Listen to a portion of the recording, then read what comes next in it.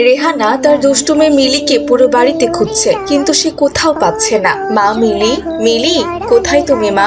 আরে মেয়েটা গেল কোথায়? ওকে তো কোথাও খুঁজে পাচ্ছি না।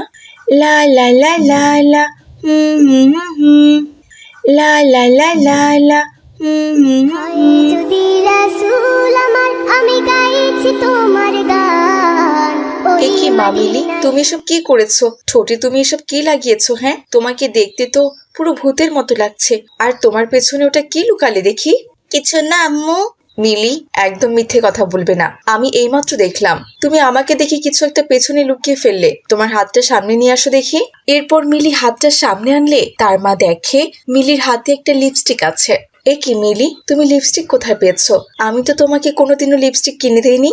আম্মু, এই লিপস্টিকটা আমার বান্ধবী মারিয়া আমাকে দিয়েছে। মারিয়া রোজ মাদ্রাসায় হালকা লিপস্টিক পরে যায়। আমি লিপস্টিক পরে যাই না বলে মারিয়া তার পুরাতন লিপস্টিকটা আমায় দিয়েছে, আর বলেছে আমিও যাতে ওর মতো করে লিপস্টিক পরে মাদ্রাসায় যাই। কিন্তু আমি তো লিপস্টিক দিতেই পারি না, এই জন্যই লেপটে গেছে। শোনো মা মিলি, তোমাকে একটা কথা বলি, মেয়েদের এমন সাজগোজ ইসলামে হারাম। তুমি কি সেটা জানো? তুমি তো মাদ্রাসায় পড়ো, আর মাদ্রাসায় কখনো লিপস্টিক পরে যাওয়া যায় না। আর লিপস্টিক পরে রাস্তা দিয়ে গেলে তোমার ওই লিপস্টিকের দিকে সবাই হা করে তাকিয়ে থাকবে। তাহলে তোমার ঈমান চলে যাবে মা। মেয়েদের যদি সাজুগুজু করতেই হয় তাহলে সেটা শুধুমাত্র তার স্বামীকে দেখানোর জন্যই করতে হবে। বুঝতে পেরেছি আম্মু, আমার ভুল হয়ে গেছে। আমি এমন কাজ আর কখনোই করব না। আরশে নাম লেখা মধুমাখা, তুমি মোর কামলিওয়ালা। আরে সাইমের আবার কি হলো? বাবা সাইম, এই মাত্রই তো এলে, আবার কোথায় গেলে? এই তো আম্মু, আমি দরজার বাইরে, কিন্তু আমাদের বাড়িতে এই পেতনিটা কে? কি বলছো কি বাবা সাইম? কোথায় পেতনি পেলে তুমি? এখানে তো কোনো পেতনি নেই। ওই তো আম্মু, তোমার সাথেই রক্তমাখা ঠোঁটে দাঁড়িয়ে আছে। বাবা সাইম, ওটা কোনো পেতনি নয়, ওটা তোমার বোন মিলি। কি বললে আম্মু? ওটা মিলি? হ্যাঁ বাবা সাইম, ভেতরে এসো। আছি কাল যদি না থাকি দুনিয়ায়। এই কি অবস্থা! মিলিকে দেখে তো একদম পুরো পেতনির মতো লাগছে। আমি তো ওকে দেখে ভয় পেয়ে গিয়েছিলাম। এই পেতনি, তুমি আমাদের বাড়িতে কি করছো? হ্যাঁ, মা দেখেছো, ভাই আমাকে পেতনি বলছে।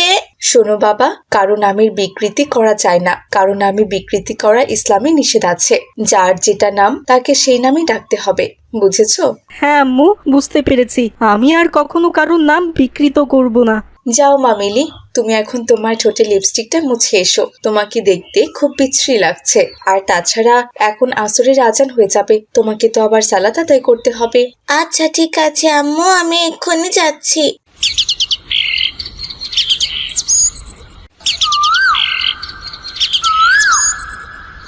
আম্মু, আজ তো শুক্রবার, আমার মাদ্রাসা বন্ধ।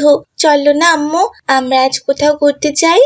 তোমার বাবা যে ব্যস্ত মানুষ, জানি না তার সময় হবে কিনা। আমি গিয়ে তাকে জিজ্ঞেস করে আসি আজ তার কোনো কাজ আছে কিনা।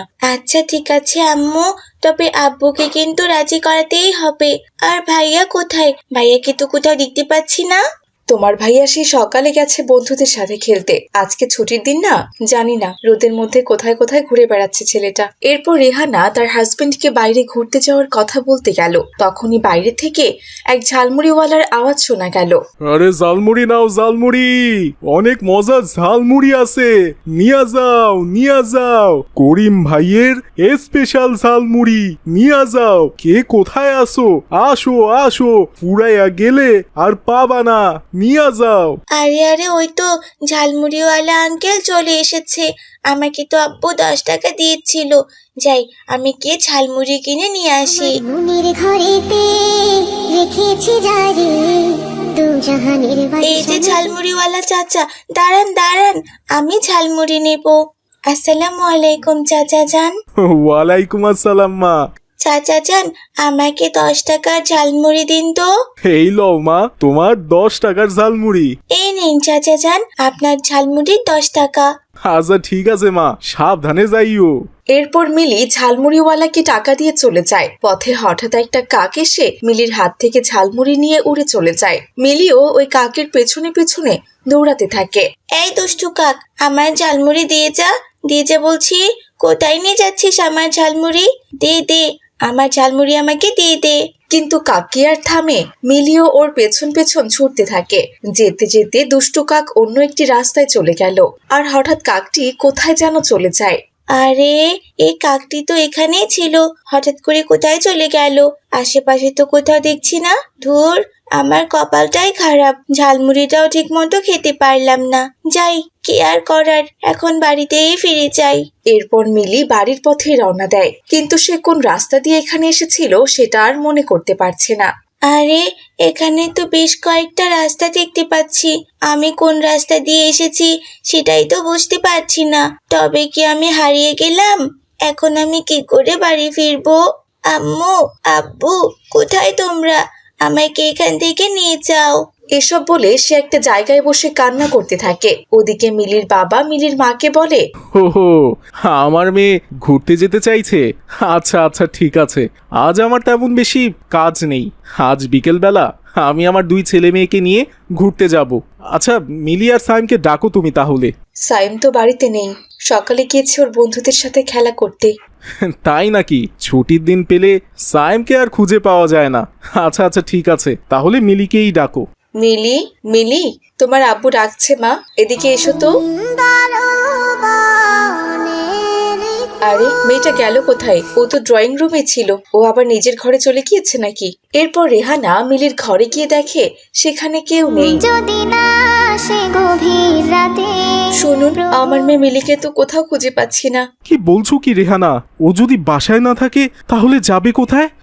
ভালো করে খুঁজে দেখেছো তো? হ্যাঁ হ্যাঁ, আমি ভালো করে খুঁজে দেখেছি, ওকে